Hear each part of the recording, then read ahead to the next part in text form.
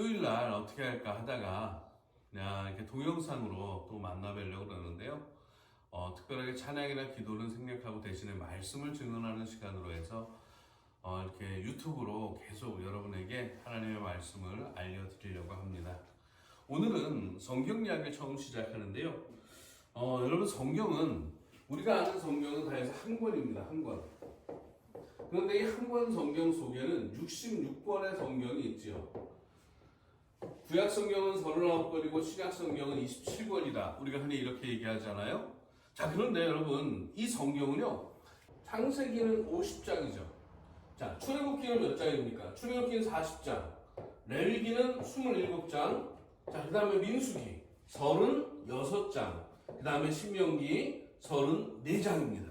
자, 그런데 이렇게 해서 창세기부터 시작해서 요한계시록까지 성경이 다 해서 몇 장이냐? 1189장입니다. 오늘 이 시간들을 통해서 이 시간마다 성경을 제가 한 장씩 여러분에게 말씀드리겠는데요. 오늘은 성경 전체 66권을 어떻게 볼 것인가에 대해서 한번 같이 이야기를 나누려고 합니다. 여러분, 성경은 5개의 덩어리가 있습니다. 이 5개의 덩어리가 있는데 이 5개의 덩어리를 저는 이 피자 5판이라고도 이렇게 생각합니다. 왜냐면 성경을 창세기에서 요한계시록까지 쭉 읽어보면은요, 자, 하나님이 세상을 창조하셨습니다. 하나님이 세상을 창조하신 게 창세기 1장과 2장의 이야기인데 맨 마지막에 가면 요한계시록에도 21장과 22장에 보면 하나님께서 새하늘과 새 땅을 만드셨습니다. 요한이 그것을 봤습니다. 창세기 1장과 2장에 하나님이 세상을 창조하신 이야기가 있고요. 요한계시록 21장과 22장에 하나님이 다시 만드시는 세상 이야기가 있습니다. 자, 그럼 이 안에 성경은 창조에서 시작해서 새로운 창조의 이야기로 마무리됩니다. 근데 이 안에 5개의 덩어리의 이야기가 있는데 그 처음 이야기가 아담의 이야기입니다. 아담과 그의 후손의 이야기가 있는데 그 후손의 이야기가 하나님의 홍수 심판 이야기로 일단락됩니다. 그 다음에 홍수 심판 이후에 무지개 언약을 맺은 노아와 그의 후손들의 이야기가 창세기 11장의 바벨탑 이야기까지 이어지는 것입니다. 그리고 나서 세 번째 이야기가 우리가 잘 아는 창세기 12장에 아브라함의 이야기와 그 후손들의 이야기가 있는데 이것이 여러분 남북 이스라엘 멸망까지 구약 성경의 끝이죠. 여기까지 이어지고요. 자, 그 다음에 신약 성경에 들어와서 예수님 이야기, 마태복음, 마가복음, 누가복음, 요한복음의 이 4복음서 이야기가 네 번째 덩어리죠. 그리고 마지막 이야기는 예수님이 부활 승천한 후에 교회 이야기가 그 5번째 덩어리입니다. 첫 번째 덩어리 아담 이야기, 두 번째 노아의 이야기, 세 번째 아브라함 이야기, 네 번째 예수님 이야기, 5번째 교회 이야기.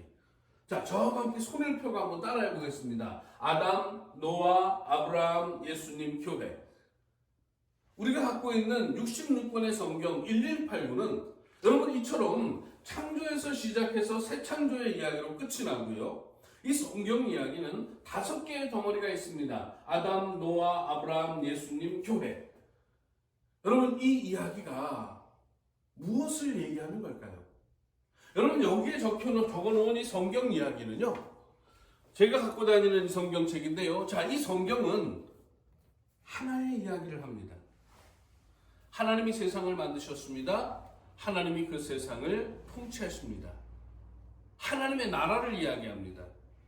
그런데 그 하나님의 나라는 하나님이 통치하시는 나라지만 우리들을 하나님의 형상대로 지어서 우리들을 대리자로 부르셔서 우리들을 일꾼으로 삼으셔서 하나님은 우리가 정성껏 땀 흘려 즐겁게 행복하게 일하고 사랑하는 모습을 보고 영광 받으시기를 원합니다.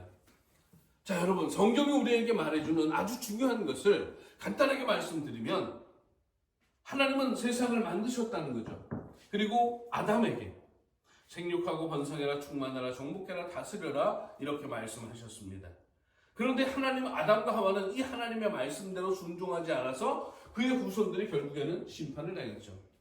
창세기 9장의 1절과 7절에 하나님은 노아에게도 무지개 언약을 맺으면서 똑같이 말씀하셨습니다. 생육하고 번성해라. 이 땅에 충만해라. 땅에 퍼져 살아라. 옛날 성경은 편만하라라는 단어를 쓰고 있습니다.